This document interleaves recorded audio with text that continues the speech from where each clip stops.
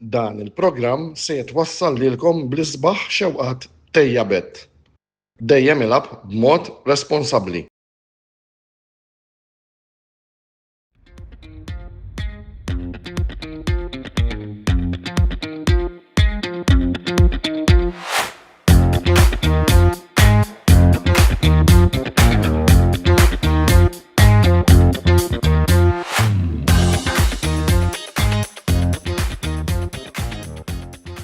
Nilqakom għal programm ieħor id-bassir flimkien mal-isponsor tagħna Ejjabet. Jiena llum se nagħti ħarsa lejn żewġ logħbiet mill-kampjonat Taljan tas-Serja. L-ewwel logħba li se nitkellem dwarha hija Roma Inter li se tintlab nhar is-Sibt fid-9:15 filgħaxija u t-tieni logħba li se nitkellem dwarha hija Milan kontra Fiorentina li se tintlab il-Ħadd fl-istess ħin fid-9:15 filgħaxija. Ħanibda mill-ewwel logħba bejn Roma Inter, żewġ timijiet li jinsabu fin-naqa ta' fuq tal-klassifika, żewġ timijiet li bidlu l-coach matul dan l-istaġun, Gasperini huwa l-coach ġdid ta' Roma filwaqt li Kivu huwa l-coach ġdid ta' Inter. Naħseb li din ħatkun logħba mill-aktar interessanti. Logħba li għandha turina sa fejn dawn it-timijiet kapaċi jaslu u naħseb li hija aktar importanti għall-Inter milli għar-Roma u ħanejt għalfejn. Inter diġà tilfu konfront dirett kontra Juventus. U għaldaqstant anka minħabba t-telfa li sofrew f'darhom kontra Udinese ma jaffordjawx telf oħra f'dan l-istadju tal-kampjonat jekk iridu jiċċellinġjaw għar-reb tal-iskudetto.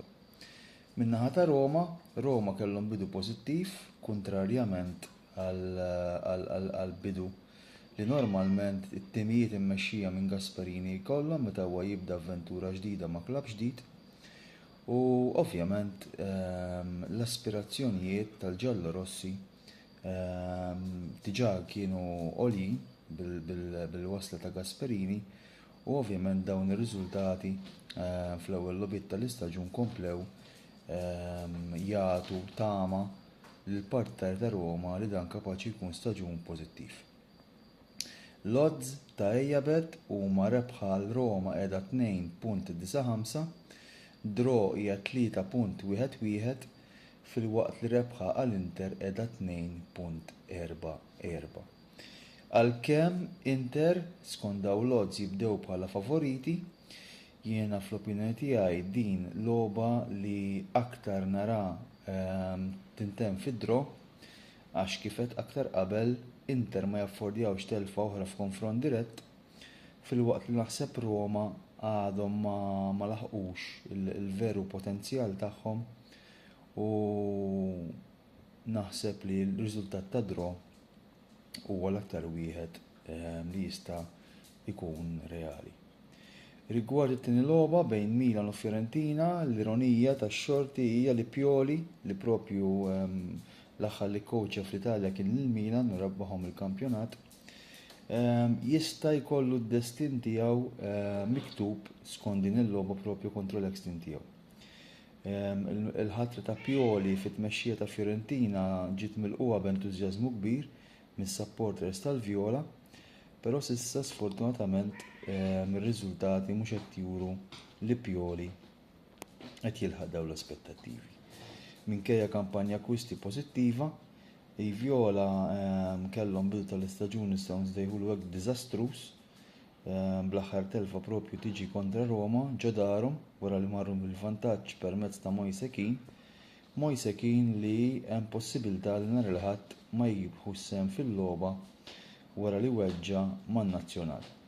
Min-naħa ta' Milan, wara x-xokk inizjali li kellhom f'darhom kontra Cremonese, it-tim immexxi minn Massimiliano Allegri qabad ir-ritmu u fl-aħħar logħba tagħhom fil-Juventus Stadium spiċċaw fid-draw ta' xejn b'xejn għalkemm kienet logħba li huma setgħu kisbu 3 punti li kieku Pulisic skurja minn 11 metru. L-odds ta' Ejjabet huma għal Milan 1.49, skużawni, draw 4.30 fil-waqt li rebħa l-Fiorentina qiegħda 6.00. U bħalma juru dawn l-odds Milan jibdew stra favoriti li jiksbu 3 punti u jiena naħseb li Milan f'din logħba jiksbu 3 punti u sfortunatament għal Stefano Pioli din tkun l-aħħar logħba tiegħu fit-tmexxija ta' Fiorentina. Nirringrazzjakom tal-attenzjoni u issa ngħaddi l-linja lill-kollega tiegħi Karl Parnis biex jagħti tbassir tiegħu dwar il-kampjonat Ingliż.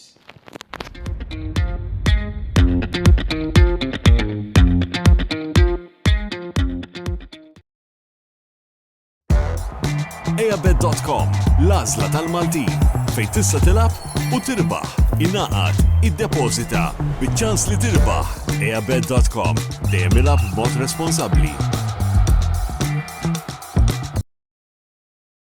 Il-ħamis u kull nhar ta' ħamis aħna ikonna il-programm Tbassir, programm li ġejja likom bis-saħħa ta' Eabet.com fejn llum ħankellimkom fuq l-aqwa konfronti fl-Ingilterra skonti.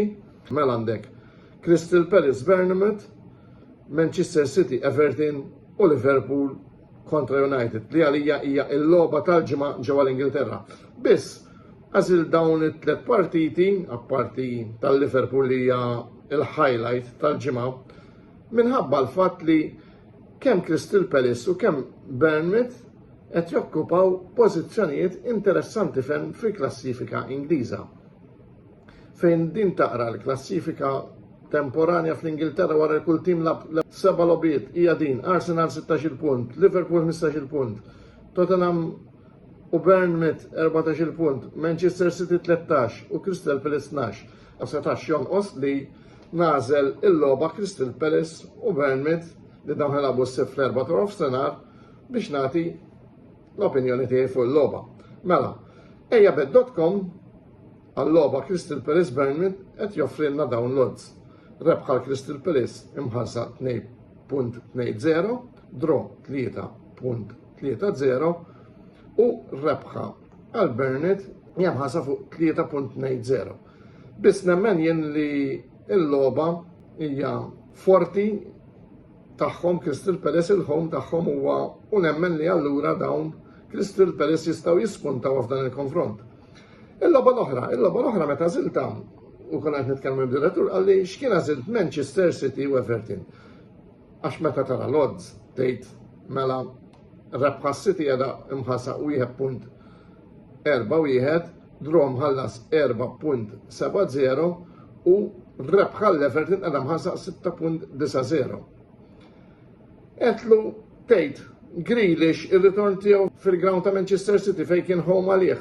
Taħseb ħalli xi effett jew le? U għal interessanti dan l-argument. Ifimni, meta tara il-Manchester City qegħdin bi 13 punt u l-Everton qegħdin bi 11. All right, hemm żewġ punti. Biss ma nistax naqbel ma dawn jiena jien nemmen li taf tkun partita sorpriża tal-ġimgħa. Għalkemm meta jkollok Marzjan quddiem bħal Haaland, diffiċli ma tarax xi ħaġa minn naħa tiegħu. Imma jien ngħid ħadd tkun logħba ta' droħ, tkun il-logħba sorpriża riżultat tal-ġimgħa.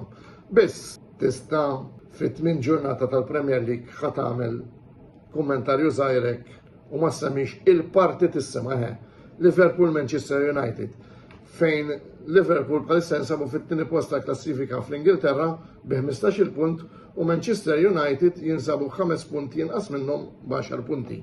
Hija classic iżunka derby għalkemm tgħidli derby ma' l-Everton Liverpool naqblu 100%. Imma hemm dik iċ-ċerta rivalità u mal-jom l-Ingilterra sija bot mhux isu derby jiġi. Mela, fil-waqt li qed naraw il-Liverpool favoriti b'1.6 qed naraw draw li tħallas 4 u każ rebħa tal-United naraw li l-odds iħallsu 5.1, 5.1. Mela, hija logħba qed nistenna logħba tajba, issa li l-United ishom qabdu rikupraw jissudaw permezz tal-goalkeeper li ġabu. Nemmen li ħatkun sfida tajba biss xorta nara li l-Liverpool għandhom dik leġ fuq l-United. Kif il-United kellhom leġ fuq l-Liverpool waqt id-disajnijat, Issa qed naraw li d-darba il-Liverpool qegħdin armati u bekk nemmen li nhar il-Ħadd jistgħu jispuntawha fil-konfront li għandhom mal-Manchester United. Karl Parnis, jirringrazzjakom tal-li għaddejna ftit dal-minuti flimkien, nirringrazzja wkoll ejabet.com tal-li dawn jagħtuna l-sponsor biex nkunu waslulkom din ir-rokna, imma dejjem inħobb dan l-appell li tilab u tirriskja sabiħ. Biss hemm limitu. Tinsewx, il-lob tal-azzar bil-kattif u bil-golf huwa jkraħ. Narakom u naruguralkom il-komplament tal-lob it-tajjeb. L-aqwa esperjenza lokali fuq ejabet.com. Inaqat magħna u irbaħ. Tista' tilgħab fuq għażla vasta ta' Casino Games jew fuq l-isport favorit tiegħek. ejabet.com. Dejjem ilgħab b'mod responsabbli.